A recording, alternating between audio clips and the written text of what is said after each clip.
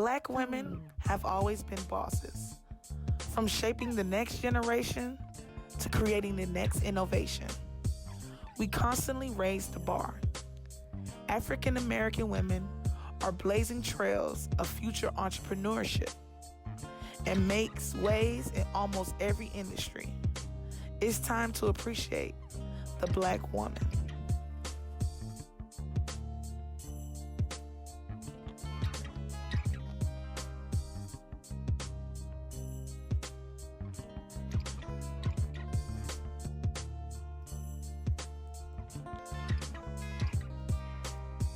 My name is Tiffany Jefferson.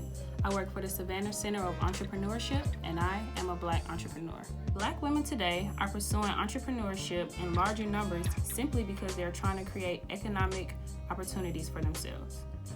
Black women will lose over $840,000 over their working career, not because they're not working twice as hard, not because they're not twice as smart, and not because they don't know how to make $1 out of 15 cents, simply because they're Black and they are women.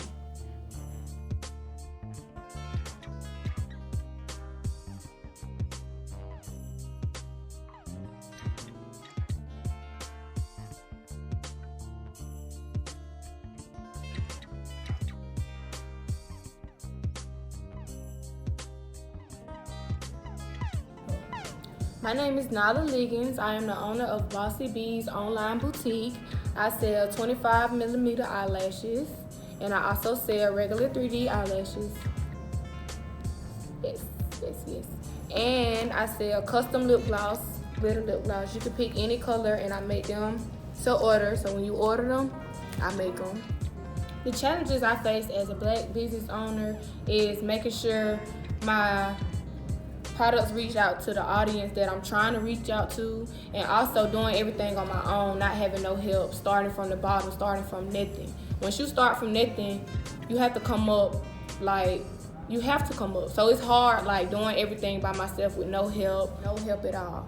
But it's a pro and a con at the same time, because not everybody is good help. Not all help is good help. So I decided I want to do everything on myself to prove that I can do it without anybody.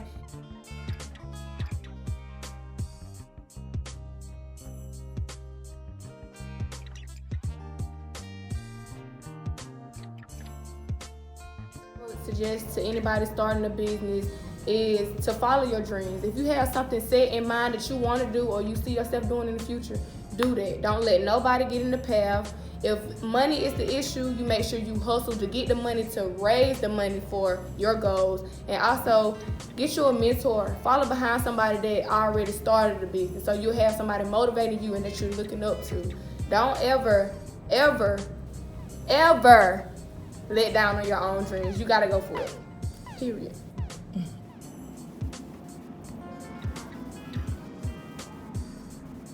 Okay, so I'm Nicole Cannonier, Dr. Nicole Cannonier. I am an assistant professor of management here in the College of Business.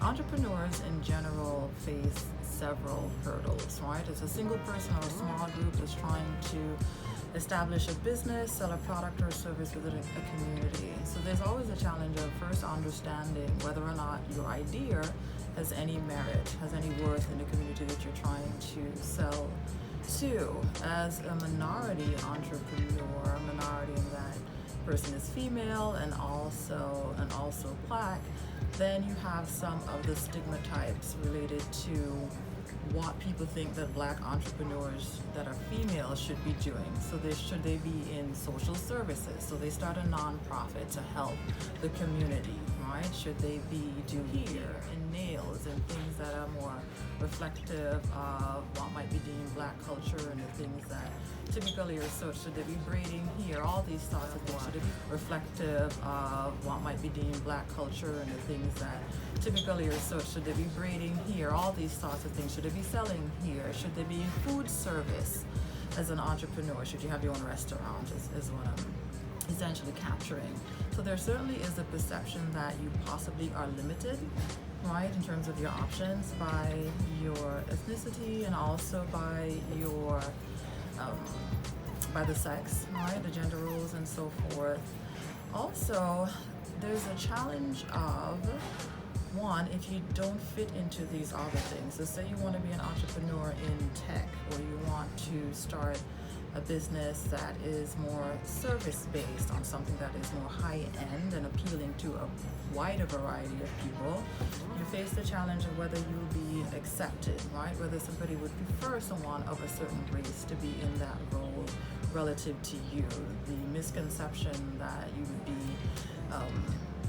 seen as not an expert simply by addressing those things, like you being female, you being... In today's modern society, numerous of Black female entrepreneurs face multiple barriers that hinders them from progressing in their careers. Hi y'all, I'm Nikki Miller, and I'm the owner of Bougie Boss, the brand. It's a promotions company that I started about 5 years ago that I promo artists, I do business owners, I do entrepreneurs, I do all kind of stuff, and even interview people on my show, Lit Lifestyle Podcast. I started about 5 years ago after learning that I had cervical cancer. I survived it twice and kind of felt like, I don't know where my life was going, to be honest with you, but I know that entertainment and radio personality and things of that nature was the way I wanted to go. So I started my company. I'm also the regional manager for Sprint. I run the coast of Atlanta all the way down to Brunswick, Georgia. And that's a tough one, to be honest, especially as a young Black female. I'm in a business where it's mainly made up of white males, and I really have to show and prove myself a lot of times, and I've done it. Obviously, I'm running the biggest market from Atlanta all the way down to Brunswick, and I'm literally just doing my thing. So what would I say about being a Black female, a young Black female, in this business? Well, it's been tough. Again, like I said, being in the industry was really dominated by a lot of white males. I kind of feel like my back was against the wall. I had a lot to show and prove, especially being my age and running the market that I run from Atlanta to Brunswick. Again, holding up doing reporting and showing and proving that my market could be number one. And yeah, we've been number one in the market probably about 3 times already. Number one in the company twice. So I do my thing. I love being a Black young female entrepreneur. To anybody in the industry or just anybody who wants to be an entrepreneur, I would say just hold strong to really what you want to do. Don't allow anybody to tell you you can't, because I definitely couldn't allow cancer to tell me that I wasn't going to be able to do it. And even though I ended up having it twice, I told myself that I was going to beat this. And clearly I'm here, I'm doing it, bigger and better things are coming. I'm excited. Oh, well, the advice is, first, make sure that you are preparing yourself to be a good entrepreneur, not necessarily going, well, if I'm going to be a Black entrepreneur, I should align myself with other Black entrepreneurs.